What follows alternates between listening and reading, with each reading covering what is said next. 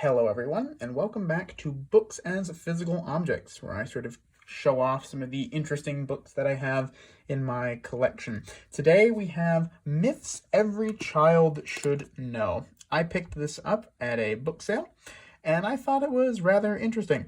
And this is definitely an example of a book you should not judge by its cover, because I find this cover to be kind of hideous. I mean, look at this child. Look at him. He is horrified, and he does not want any part of this. But this rather hideous dust jacket hides something truly interesting, and that's what really drew me to this book. I otherwise would not really have cared all that much. But if I remove the dust jacket, you can see the actual cover to this book is rather handsome.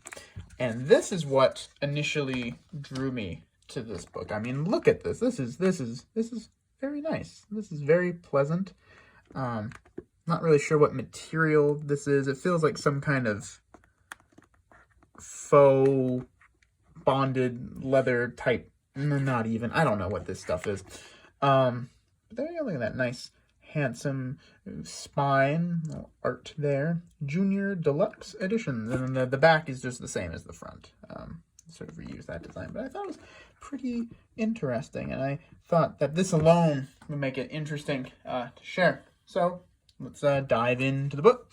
We have these just sort of orange end papers. Myths Every Child Should Know. We have this nice frontispiece, is what they call it.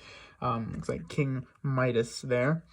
Every child should know. Now this is a collection of stories.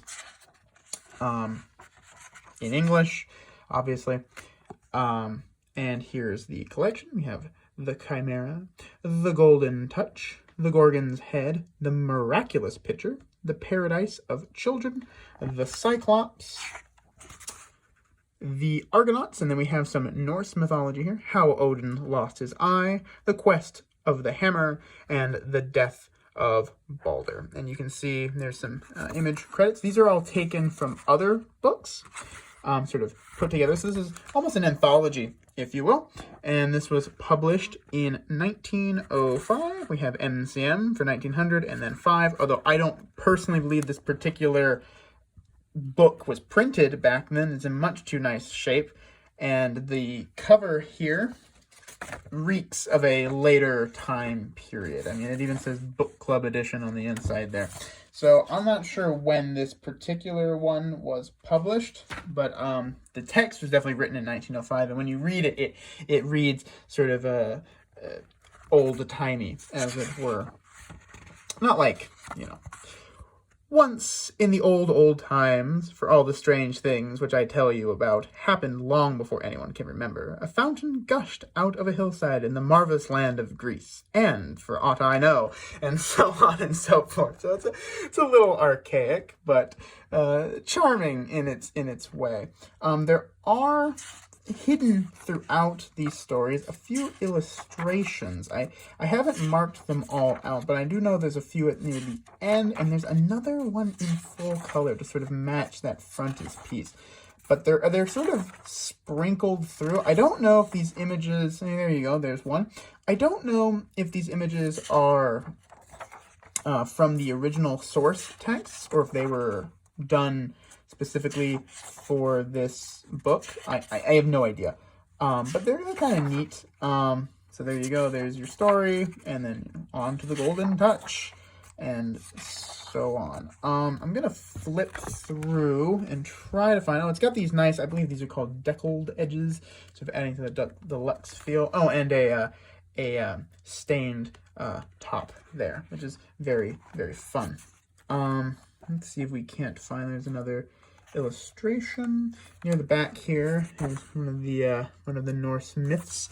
There's a nice if I can find it. I don't believe it's too much further ahead of us, or behind, I suppose I should say. There's a nice image of Odin here with his ravens and so on. It's very fun to have illustrations in your text. I think it adds to the charm, if you're reading this to your a child or whatnot. I mean, obviously that is sort of the intent. Although I don't know how much I actually had a bookmark in here. I thought I took all of these out. There's another little illustration. I tried to mark all the illustrations to share, but there's simply too many, and I ran out of things to mark the pages with. I can always do a illustration sort of tour as a separate video at some point in the future if people are really, really interested in seeing these illustrations. Here we go. This is the second sort of full color image. Pretty cool. I enjoy these sort of this sort of older style, I guess. I don't know what you would call this, but it has there's a certain charm to the illustrations, these sort of colored illustrations that they have here. And there you go. There's another one. I find them sort of interesting. It's kind of fun, you know. It's a kid's storybook. Although I'm not sure, not sure how a child would deal with the sort of old-timey kind of done-up English, as it were. But I think it's you know, be fun. And I thought I would share it with all of you. Don't really have much more to say about it. This is myths every child should know. Not really sure what criteria they use to establish the myths that every child should know. I think there's a few good ones that ought to maybe be in here, but you know, somewhere to start. So I hope you enjoyed, and I will see you all later. Take care.